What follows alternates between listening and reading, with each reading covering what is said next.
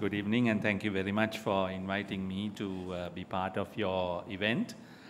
When I was asked to speak at this launch, I said that perhaps it is better to take a couple of steps back and look at how effective is fact-checking when we have a growing number of fact-checking services in the country.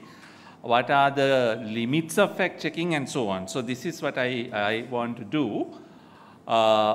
It looks like, with the best laid plans sometimes getting affected, it looks like the formatting I had for the slides has somewhat changed, but never mind, we'll improvise and we'll carry on. So Citizen Fact Check is joining existing fact-checking services, among whom these are the 4 leading ones that have been around for 1 year or more. We have factcheck.lk, we have Fact Crescendo, we have AFP Fact Check, and we have Watchdog. In addition, Sri Lanka Press Institute has in the last few months started a fact-checking service, and only today I came across factresearch.lk. So there are more and more initiatives, which is good, which is a welcome trend. And of these 4, the 2, Fact Crescendo and AFP, are international in origin and nature. They cover Sri Lanka with dedicated researchers and feeds, while Fact Check and Watchdog and also SLP and factresearch.lk are homegrown. And today, Citizen LK will also join that band of homegrown fact-checking services. In fact, Citizen Fact Checks have been around for more than a year. I remember when the first lockdown and the original first wave of COVID-19 started last year. If you remember, this time last year, all of us were in lockdown. And some very, very useful, timely fact checks were done by Citizen Fact Check. And at that time, for a few weeks, together with Hari TV, I was presenting a weekly YouTube show on disinformation related to the pandemic.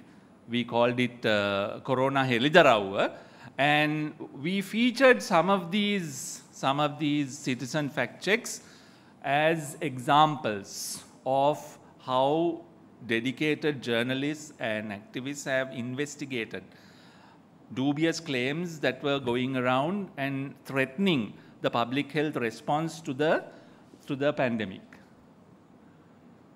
3 questions though I have, and these questions we may not be able to answer this evening, but worth keeping in mind and raising from time to time. First is fact-checking, which means it involves facts, but do we as a society assign enough of a value to facts? I'll return to that question in a minute. Second is, we've seen in the last 25 years in particular, with the introduction of internet services in 1995, and in the 25 years that have passed, we've seen a huge growth and expansion of information producers, sources, access means, and so on. But it has not yet, in my view, led to a greater demand for evidence. We today can access a lot more facts and statistics and data than 25, 30 years ago. When I was a young journalist, it was a constant struggle to go after printed sources and documents for the data that is increasingly now available online. But as a society, not just as media professionals, as a society, do we demand and do we go after evidence enough? And if not, why is that?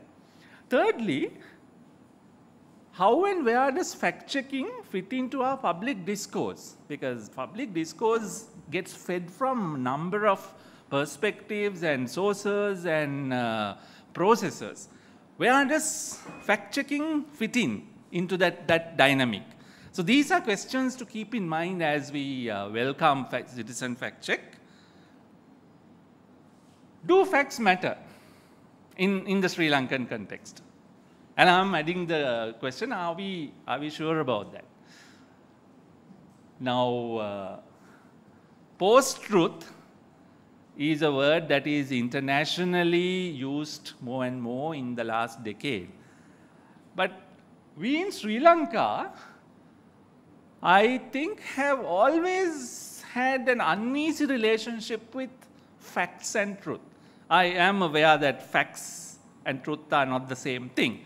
Facts help us to get closer to the truth, but we have this duality. We straddle between world of facts and analysis and reason on the one hand, and at the same time, we also have, a lot of us, if not all of us, have beliefs or notions that are driven by belief rather than fact. And we kind of oscillate between these two, very effortlessly, seamlessly, it seems. Consider 2 or 3 examples. Ravana, a legend and a story, an interesting historical chronicle, is not backed by any archaeological evidence or even literary evidence. Yet, many among us take it as a prehistoric reality. Astrology, or the belief that stars and planets determine not only individual destiny but also the destiny of the nation. This is very widely held. There is a Kendare for Sri Lanka. For the island nation of Sri Lanka, there is supposedly a horoscope, which apparently failed to warn us about the 2004 December tsunami and some of the other major calamities of our time. But never mind, there is a Kendare, a horoscope. And then more recently, we've seen claimed advice coming from various local deities or gods has entered into the public health response to corona COVID-19 and has in fact created unnecessary complications.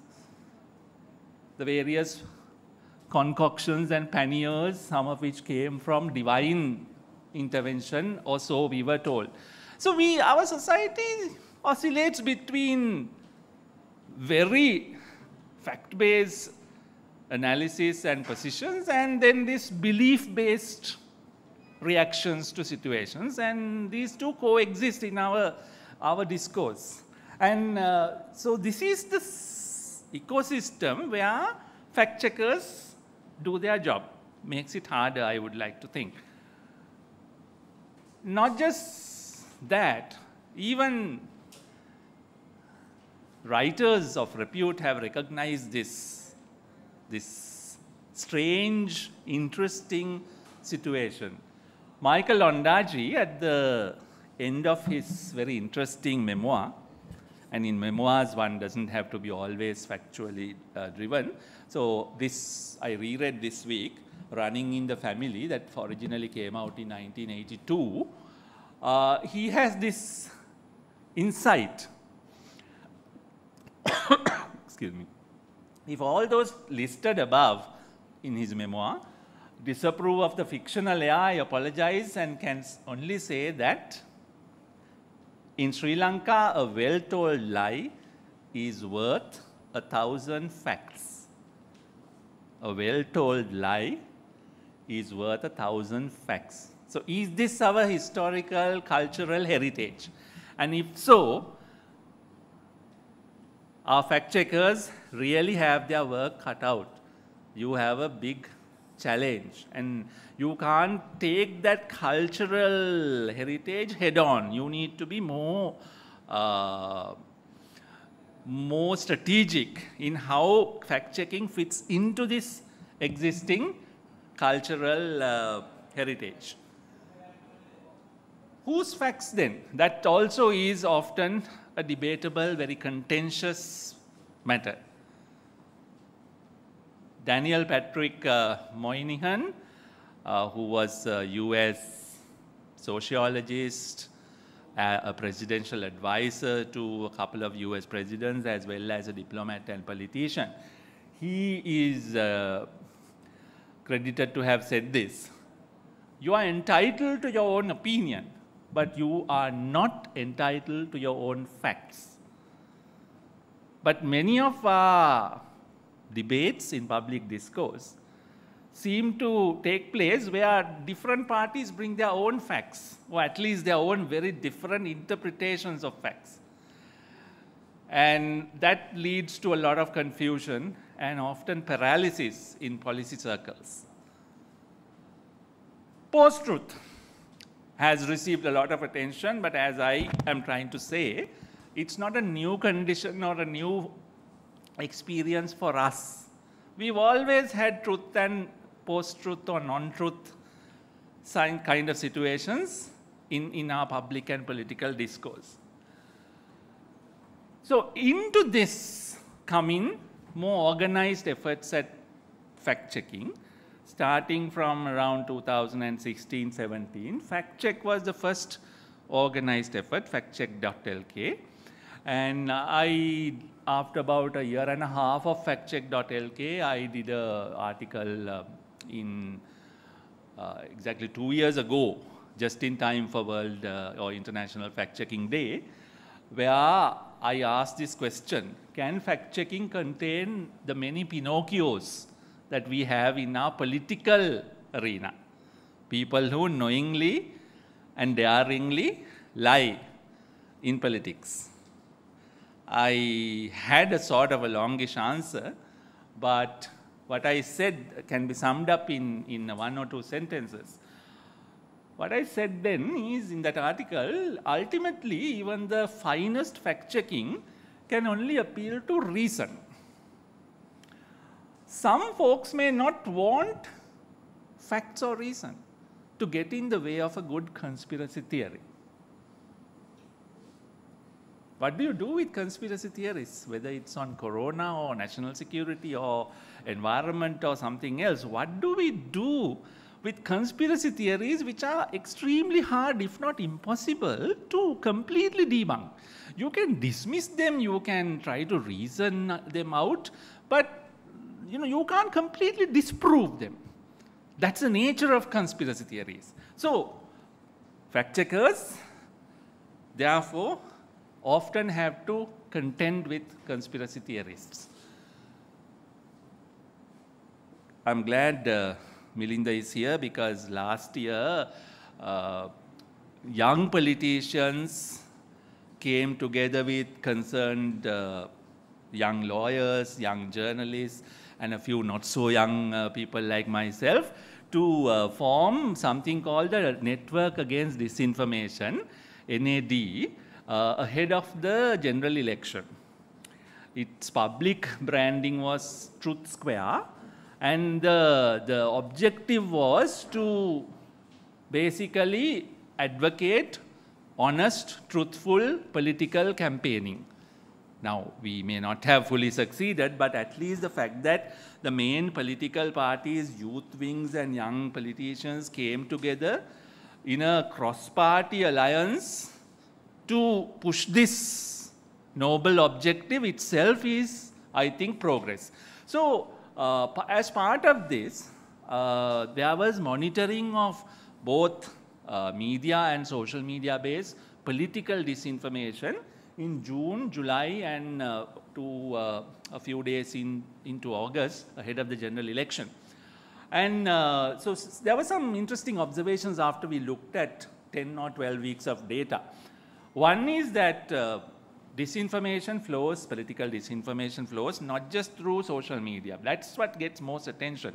But mainstream media, television, radio, and newspapers equally, if not more, contribute to those disinformation narratives. And some disinformation, while it is done by mischief makers, individuals, increasingly it seems to be more organized efforts with adequate strategy and technical skills and resources to back them. Now, who is behind, we were not able to discern from what we see from their output, but this is worth probing. Another thing is that liars seem to be getting more and more clever. Making it harder to fact check. There are more and more half-truths, distortions of facts, statistics being misinterpreted, or facts taken out of context, and images being manipulated. None of this is complete fabrications. So it's getting now more nuanced, more sophisticated. That's sophisticated is perhaps the wrong term, but you get the idea. So false narratives rather than individual lies are the trend now.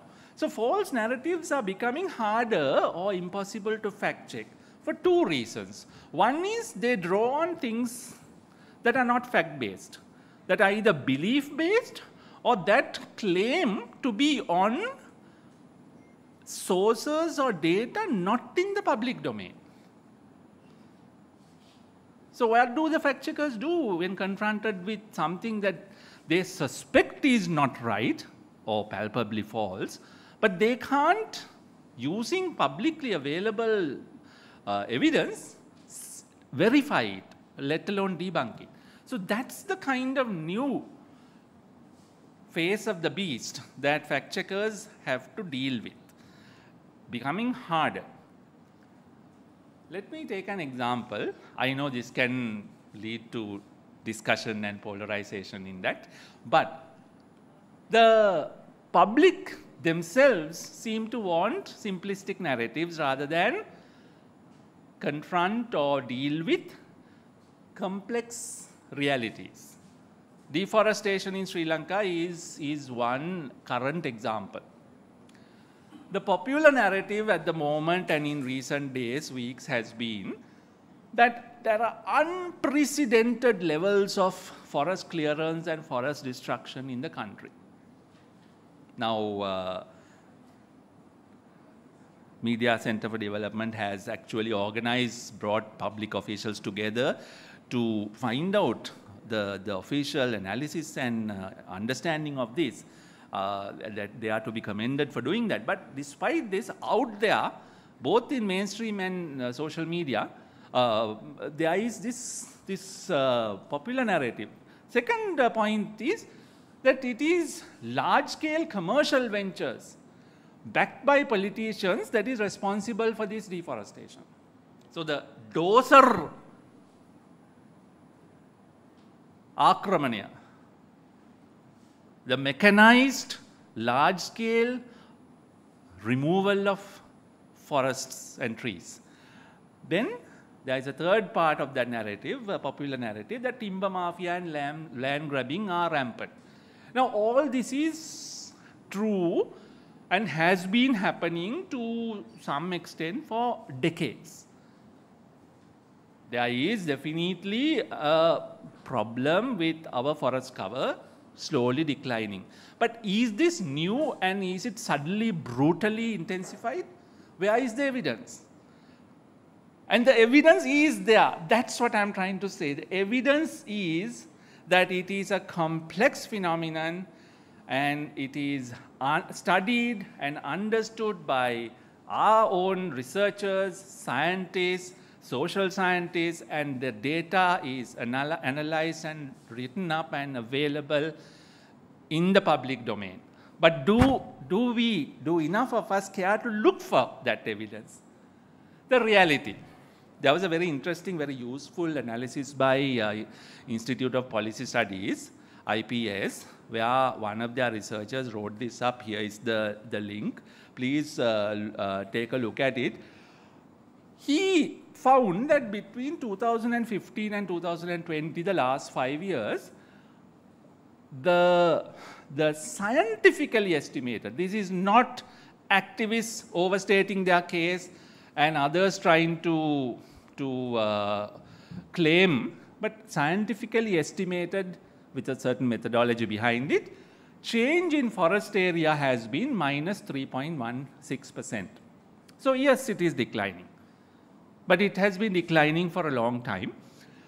And the drivers, the main drivers of deforestation are known and identified and mapped.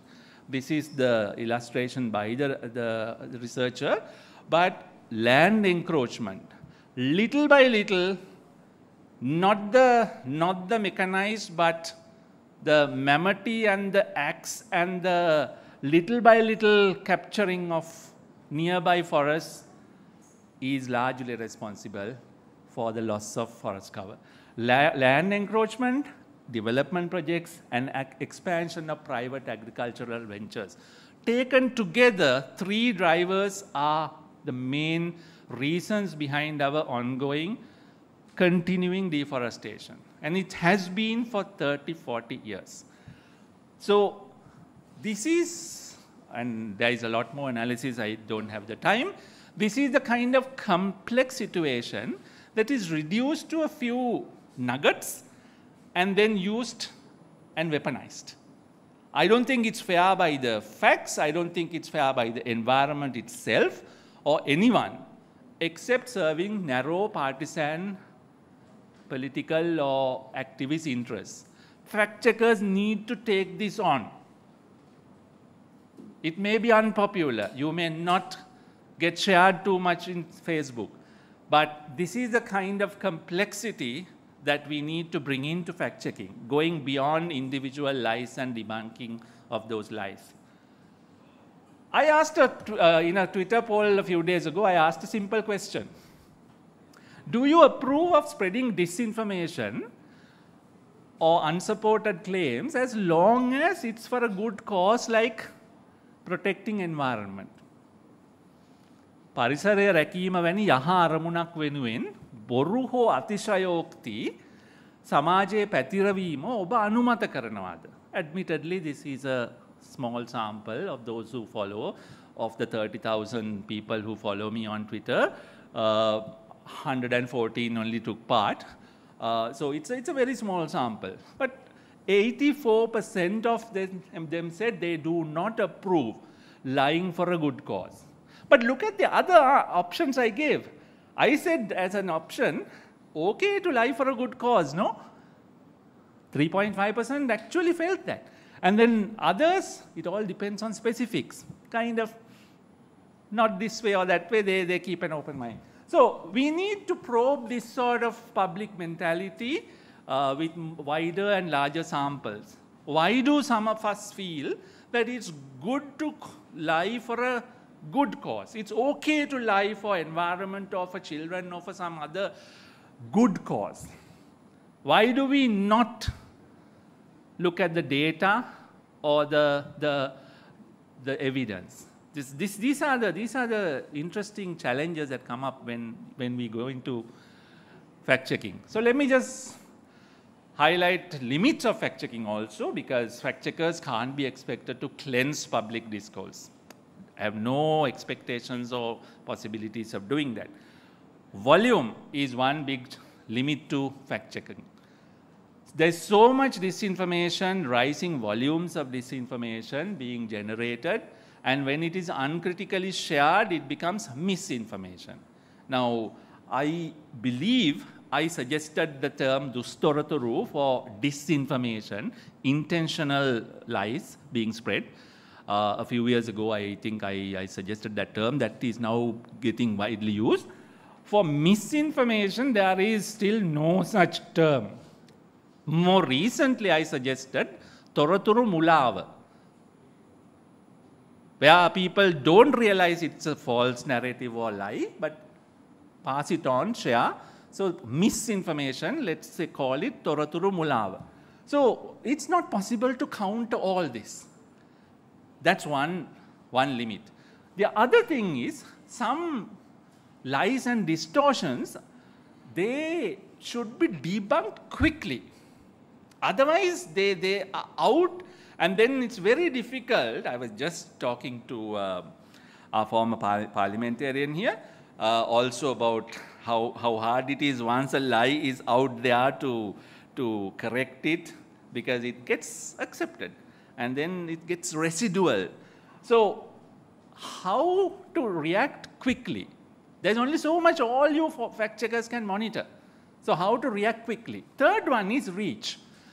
This is where I'm very, very frustrated that all the good work done by fact checkers doesn't get the reach the original lies seem to get.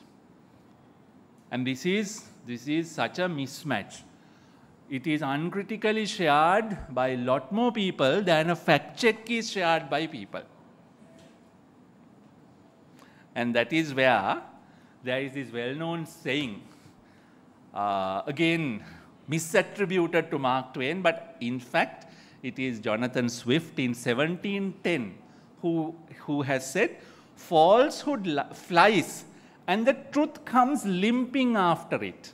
So one goes racing ahead, the other one little by little in baby steps.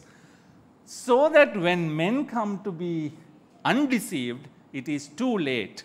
The jest is over and the tale has had its effect. What do we do? How do we turbocharge the truth, the facts, to at least keep up with falsehoods, the lies? This is the big challenge that all of us, fact checkers and those who value facts, share. How do we do this?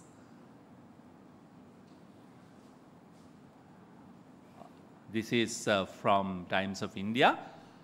Disinformation also can undermine, political disinformation can undermine democracy.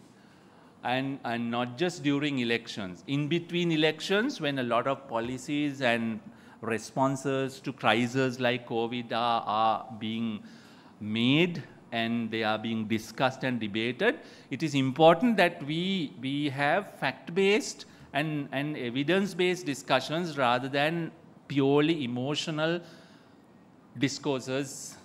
And yet, this is increasingly the trend. So democracy is therefore undermined, and there is therefore the challenge of fact checkers as defenders of democratic values also. I would say, by way of winding up, I would say that fact checking is not just for professional fact checkers, may their tribe increase, but it is not just for them. It should become a survival skill for all of us who are now finding ourselves active in information society. Check the source. This is 5 steps that have been suggested for any individual. Check the source, check the date, verify with other outlets, consider your own biases, think before sharing. I think that last bit is a very, very pragmatic advice. That can stop a lot of misinformation. Think before sharing. So today being the International Fact-Checking Day, I would like to end by saying that every day should be a fact-checking day.